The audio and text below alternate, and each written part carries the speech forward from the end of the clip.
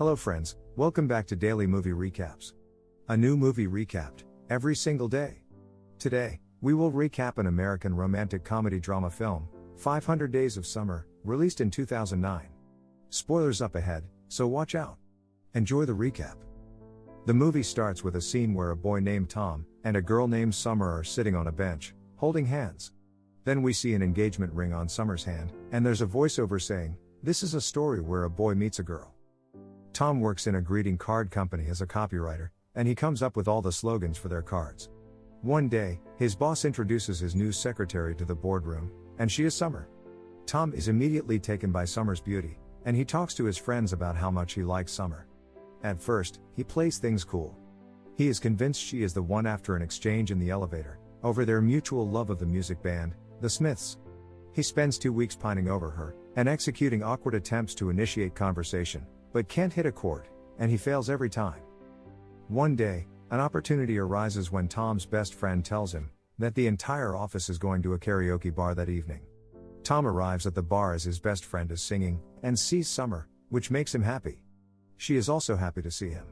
Moments later, Summer goes up and sings, while Tom drinks with his friend and watches Summer. Summer then gets Tom some drinks, and has him sing karaoke. Afterward, the three of them sit together and talk about relationships and love, during which Tom and Summer argue over whether love is real, with Summer saying it doesn't exist, and Tom saying it does. After the argument, the three decide to leave. While helping Tom's friend to a cab, the friend blurts out that Tom likes Summer and the two are left on the sidewalk.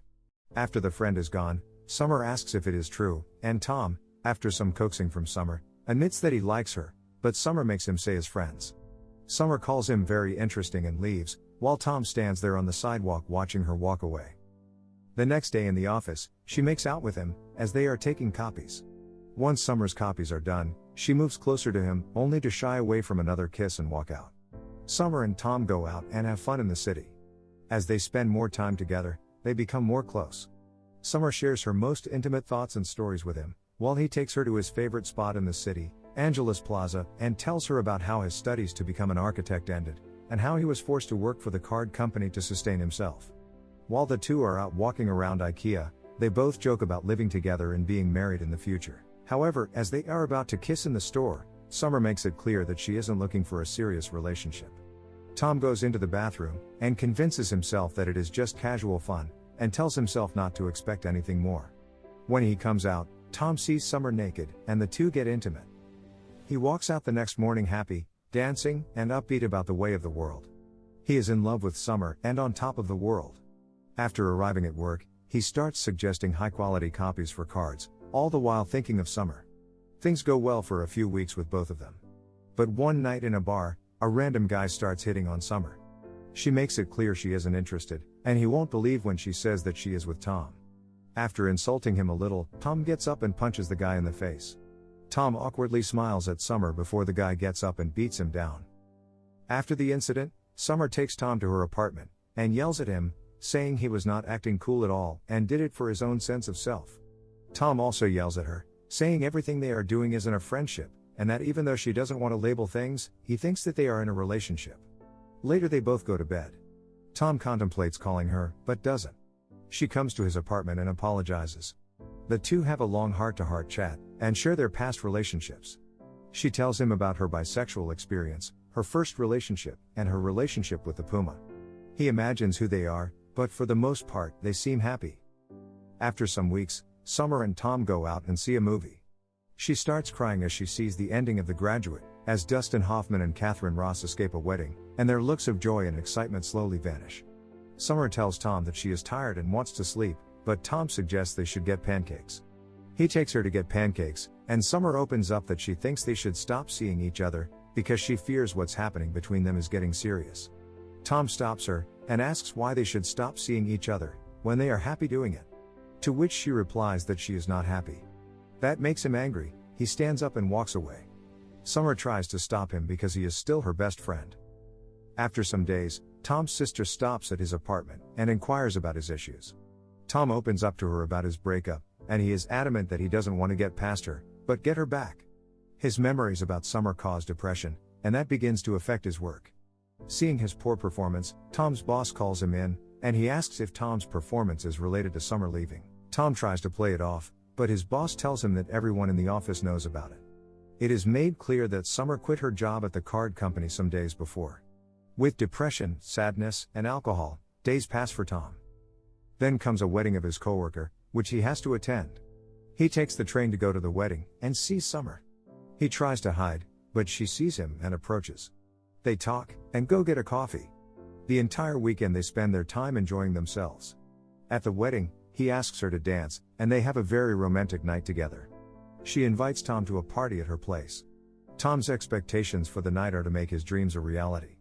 However, as he arrives at the party, the differences between his dream night and that night are hauntingly apparent.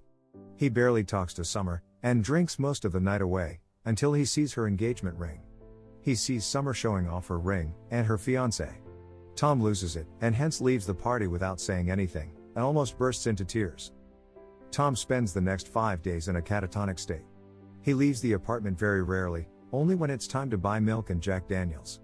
Eventually, he goes back to work. His best friend reminds him that today is the day they present their pitches for new cards. Halfway through the presentation, Tom decides that his belief in love, fate, and relationships was wrong. He gives the board a passionate speech about how their company is comfortable feeding people bullshit, and that they are the reason people have such unrealistic expectations. He quits and leaves. The board is left stunned, as his best friend awkwardly claps at his friend's departure. Tom is seen struggling with his depression, and now he doesn't have a job either. He slowly begins to take steps to help himself. He remembers all the time he spent with Summer, after his sister suggests that he is only focusing on the good parts, and ignoring the bad. He realizes that there was always something Summer was holding back, and kept her from truly being in the relationship. He begins to take up architecture again. He trashes his apartment, and begins drawing on the walls, and designing. He slowly builds up a portfolio, and makes a list of firms to present his work at. One by one, he gets rejected. As the rejections continue, Tom begins to lose hope. One day, Tom goes to the bench at Angelus Plaza.